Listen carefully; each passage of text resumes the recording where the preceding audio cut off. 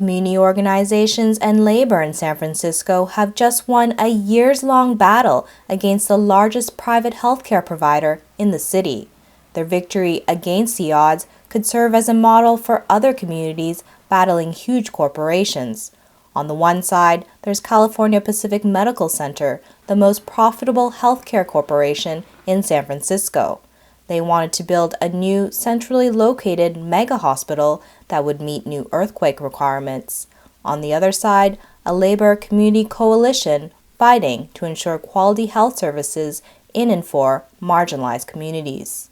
I think the coalition really saw that CPMC was really no different than other, big, powerful corporations, self-serving corporations, from Walmart, to the big banks. And it would take, a monumental effort to get them to approach the San Francisco healthcare market in a different way.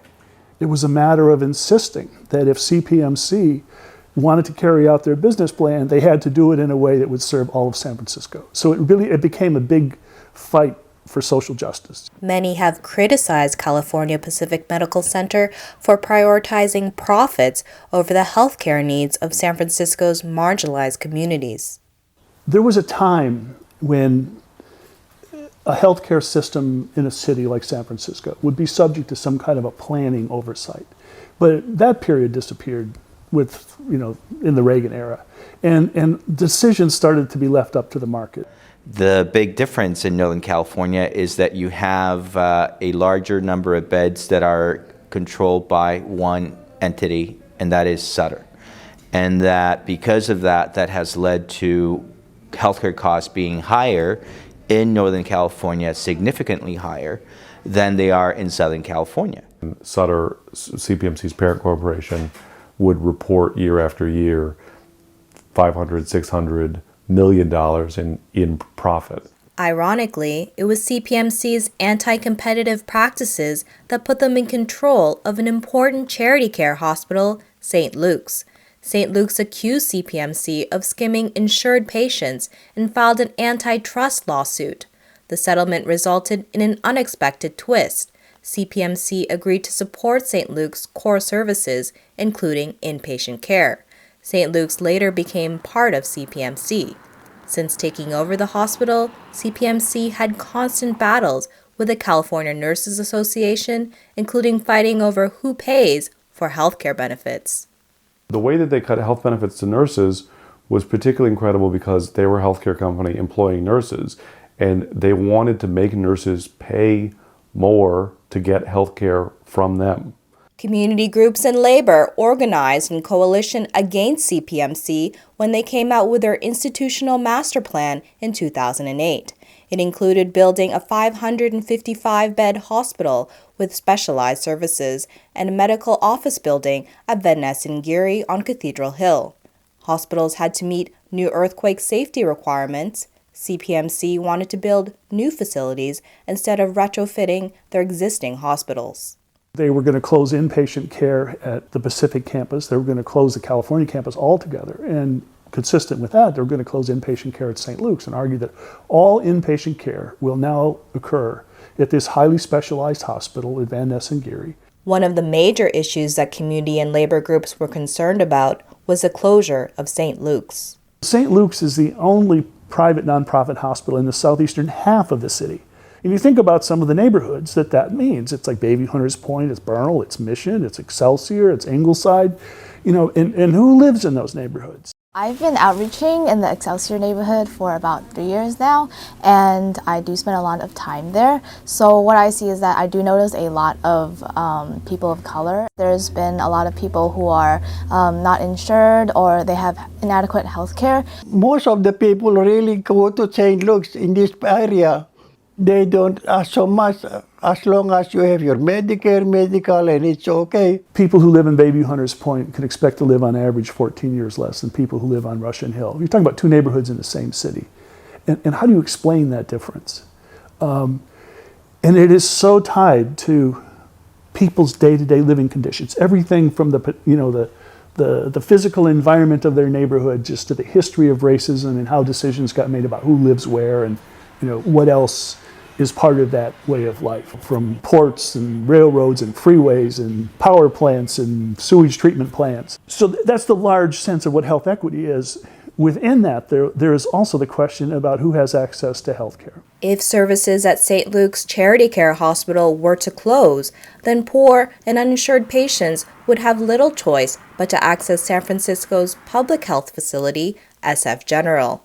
But with no citywide health planning, some services at SF General, like inpatient psychiatric units that were being shut down at St. Luke's, might not have the capacity to absorb additional patients. Those patients would likely end up in the public health system's emergency care, or the public health system would have to increase services at a cost to taxpayers. What we discovered was that on the way to CPMC trying to close St. Luke's outright, that it really felt like death by 1,000 cuts, that they were continually undermining the hospital and making it less of a viable hospital, so that when they hit the 5-year mark and completed their commitment, they could say, see, this isn't a functional hospital, we need to abandon it. When the development plan to build a new facility on Cathedral Hill became public, groups throughout the city started mobilizing against the plan.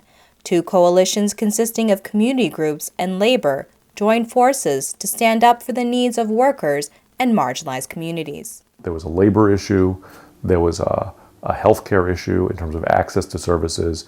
It was a business plan that affected 5 different neighborhoods. It affected housing, it affected transit, it affected city services, it affected taxpayers, it affected other hospitals, and so there was something for everyone to hate. When we talk about the ideal of community and labor working together for progressive social change, that's a wonderful goal, but we all know that it's really hard to maintain. Most of the members of the coalition were nonprofit, community-based organizations, and they were going against the huge resources of CPMC Sutter.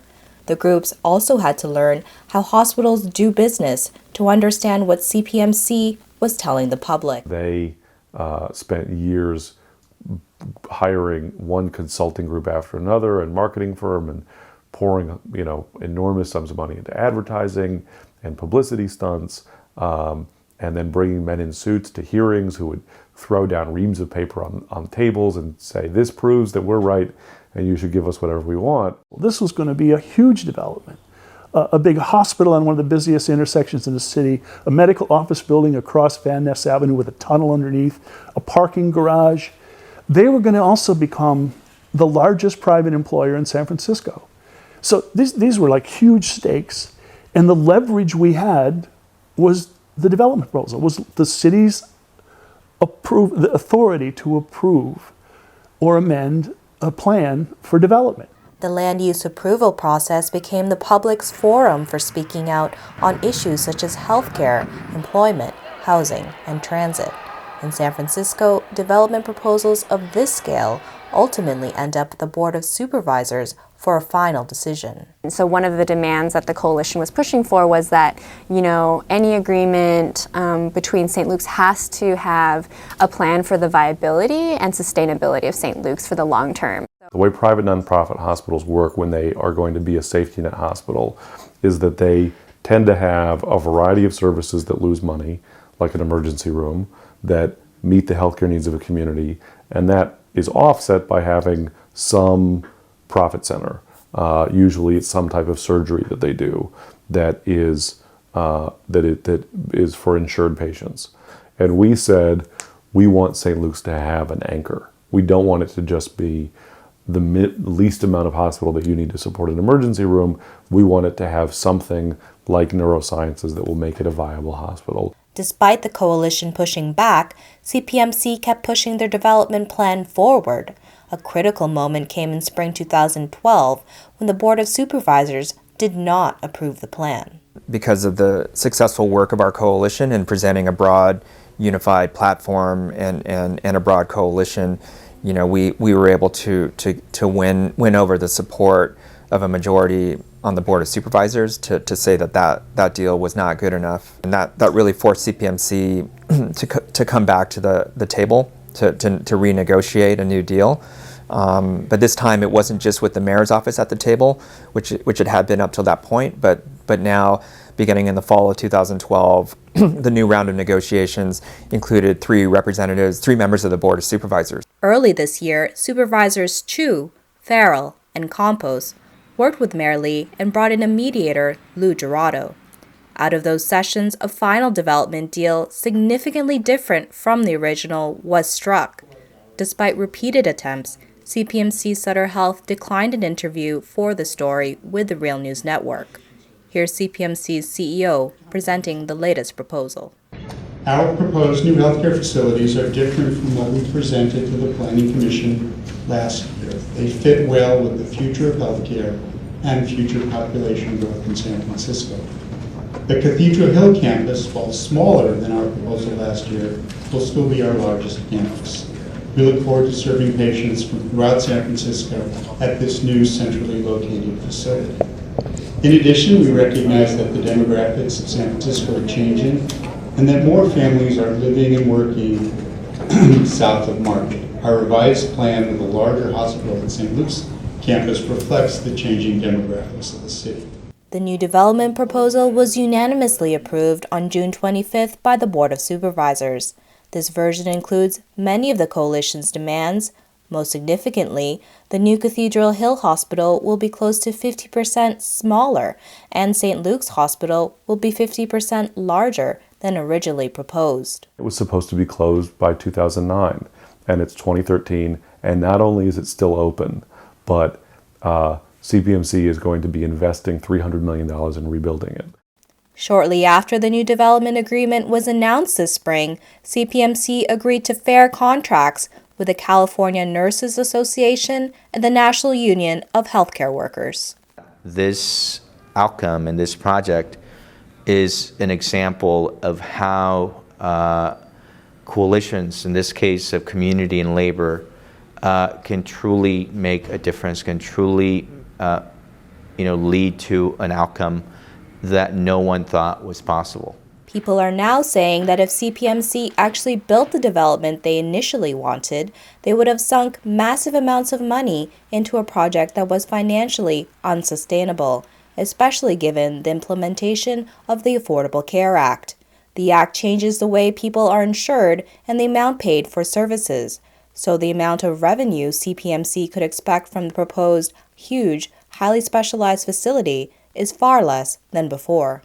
In fact, the mediator even said to the folks in the coalition at one point, I think you guys might have done them a favor. The community coalition, however badly despised we might have been by various elements in CPMC and Sutter Health, had actually saved Sutter Health from itself. I think now we're trying to figure out, well, what does accountability look like? What do we need to do to make sure that it just doesn't look good on paper, but it actually happens in the right way, and it happens with a community input and process. So I think that's kind of getting figured out right now is, what does accountability and monitoring look like, enforcement of the terms of the development agreement. But I think overall we feel really excited about that we can say that, yeah, St. Luke's is going to be around for the long term. The victory for the Labor Community Coalition not only saved a critical hospital serving marginalized communities in San Francisco, the new plan will also ensure employment opportunities, new affordable housing, and was a huge step forward for CPMC's relationship with its unions.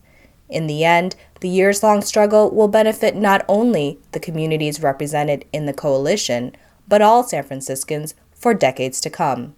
This is Diane Ruiz for the Real News Network.